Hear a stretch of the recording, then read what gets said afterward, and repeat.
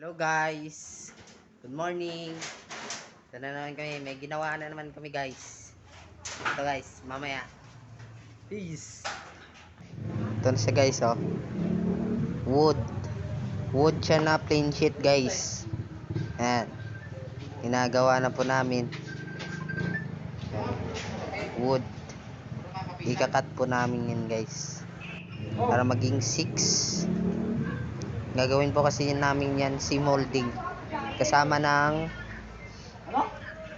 ano guys, Carlings.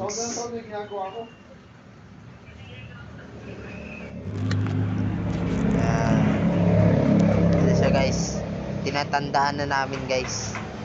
Tinatandaan na namin para pag nasalang na sa binderan guys, maporma siya, di ba? Ito lang guys, oh. Tinatandaan na, silip-silip. Malapit na yung matapos, isang pukpok na lang.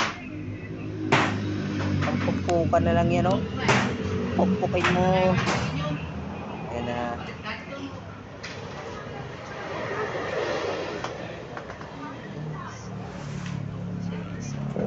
Yeah, binabuhat na po namin. Ayan.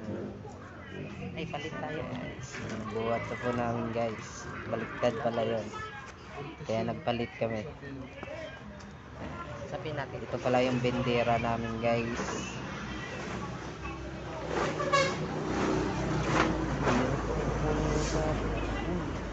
Sa pin para di magasgas.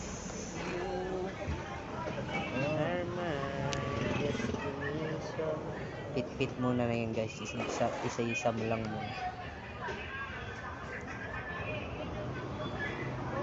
Sorry, ano yung camera ko guys eh, maalog siya guys. Ipit-pitin namin yun guys.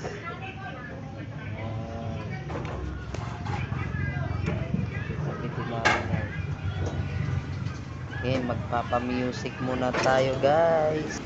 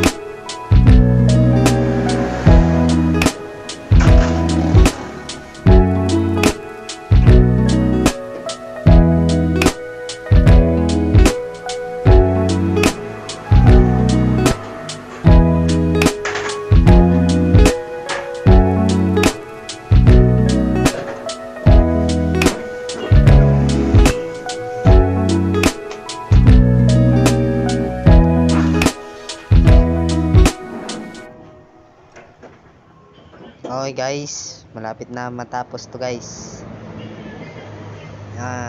Inipit na namin guys. Okay, mamaya na naman guys. Ito guys, apat-apat na pala yung salang namin dito guys. Kasi ito na yung last batch. Ito na siya. Yan, makikita nyo po kung anong forma nito. Ito po yung kasama ng spandrel guys. Ang tawag po nito ay seam molding. Yan. Ito na siya guys. Papakita ko rin sa inyo mamaya guys, pagkatapos matupi ito guys. Yan. Tatlong tupi lang naman to guys. Kaya madali lang. 16 pieces to guys eh.